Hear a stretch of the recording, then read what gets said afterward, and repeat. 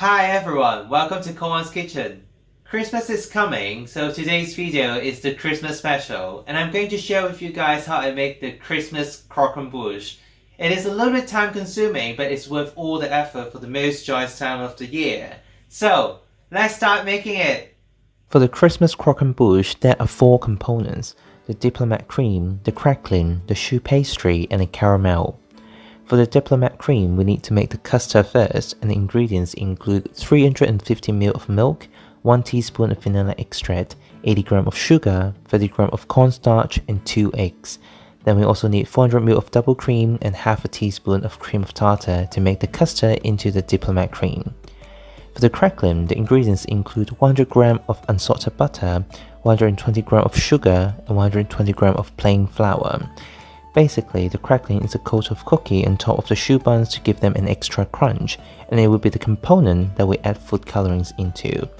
For this Christmas Croquembouche, I will be making the choux buns green and red, so we will also need 2 teaspoons of green and 2 teaspoons of red food colorings. Then for the choux pastry, the ingredients include 200 ml of water, 80 g of unsalted butter, 120 g of bread flour, 4 eggs, 1 teaspoon of sugar, and half a teaspoon of salt. Then the final component will be the caramel for assembling the croquembouche. For that, you need 170 ml of water and 300 g of sugar. You will also need some icing sugar for final decoration. As you can tell already, you need a lot of ingredients, and you can find the list of them also in the description below. Now to start, we need to make the custard of the Diplomat cream first. Measure and put the sugar, the cornstarch, and the eggs into a bowl, then whisk until they're well combined. Now heat the milk and the vanilla extract in the saucepan on a medium heat until it starts to bubble on the edge. Then pour the milk slowly into the egg mixture while whisking it. It is to pasteurize and temper the egg mixture. Once you pour all the milk in, you can transfer the whole mixture back to the saucepan and heat it on a medium heat. Keep whisking until it thickens into the custard form. To temper and ensure that your custard will have a smooth texture later. Once your custard is ready, transfer it into a bowl. You can also sieve it to remove any lumps in the custard. Now put a cling film on top and make sure the cling film touches the surface of the custard. Then you can put it into the fridge and let cool for at least 1 hour. Now you can make the crackling. The crackling layer is really easy to make. Basically, measure and put the butter, the flour, and the sugar into a bowl and whisk until they combine well together. It is an optional component, although it gives the choux buns an extra crunch, and the choux are crackling also looks neater and more uniform when they're baked. For this Christmas croquembouche, the crackling is also where the green and red food coloring go. Therefore, you need to divide the dough into 2. For 1 half, add 2 teaspoons of red coloring and knead until the color is well incorporated into the dough. There are differences between brands, and if you use food gel, you will probably need less than that. Here I use 2 teaspoons and the red color of the dough is just as bright as I want. Once the dough and the color is combined well, put the dough into a long sheet of cling film and wrap it into a long log. This log should be approximately 13 cm long with a diameter of approximately 2 cm. After you're done with the red dough, add the green colorings to the second half and repeat the whole process. After you have 2 logs of crackling, put them into the fridge to chill. I find the result better if you add the food colorings into crackling than into the choux pastry. If you're not a fan of food colorings, you can just skip them. If you think it's too troublesome to make the crackling at all, you can also skip this component as well. Now we can start preparing the choux pastry. First, weigh and sieve the strong white bread flour. Note you can use plain flour instead, but bread flour gives better results because of its higher gluten content. Then, add the water and the butter into a saucepan. Heat them until the butter melts completely and bring them to a boil. You can replace the water with milk, as many recipes do. The difference between using water and using milk is that the choux buns will brown quicker if you use milk. In this recipe, I'm using water because I don't want my choux buns to brown too quickly.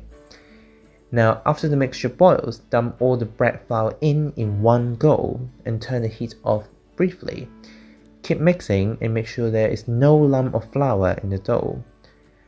After the flour is fully incorporated into dough, turn the heat back on at a medium-low so that it cooks the dough with a gentle sizzle. Press, scrap, and turn the dough repeatedly. It is normal if you see a thin film forming at the bottom. Cook the dough for 5 to 7 minutes, and this process is to get rid of the moisture in the dough. The more moisture you remove from the dough, the more eggs the dough can absorb later and give the choux buns a better lift.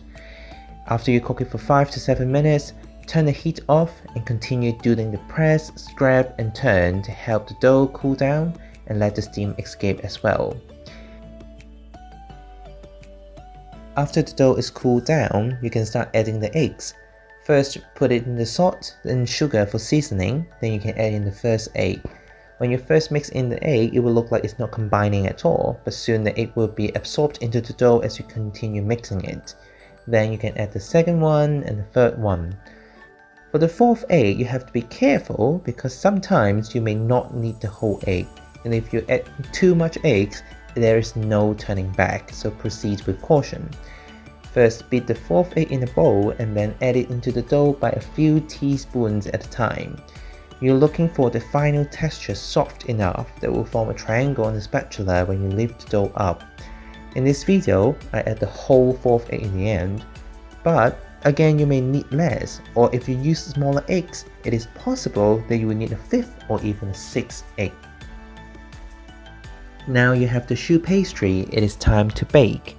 Preheat the oven to 200 degrees Celsius with fan.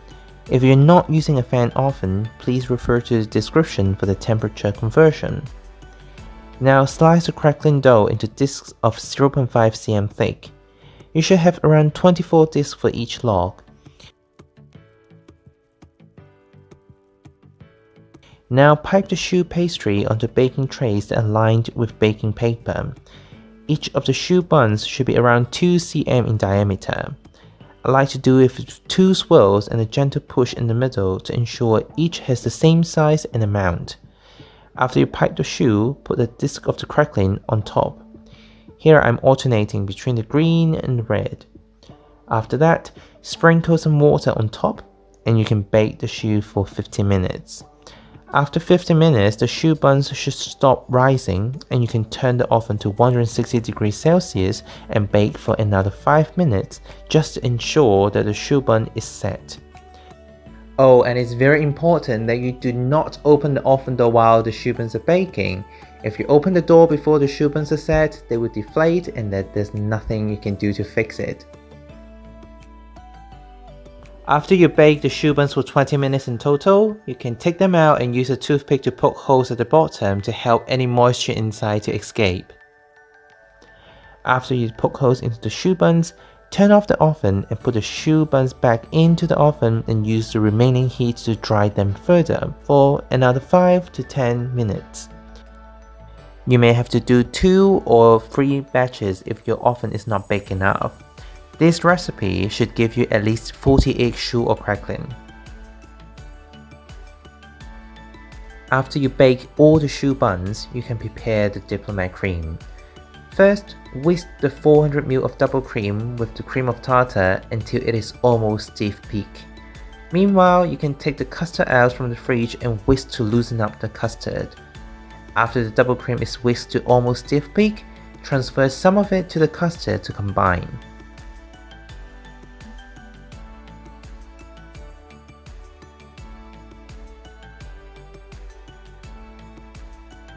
After that, transfer the tempered custard to the double cream and whisk on low to combine them together. Then you will have the Diplomat cream to pipe. For each choux buns, you should pipe until you feel slight resistance. That means the choux buns are filled fully with the Diplomat cream.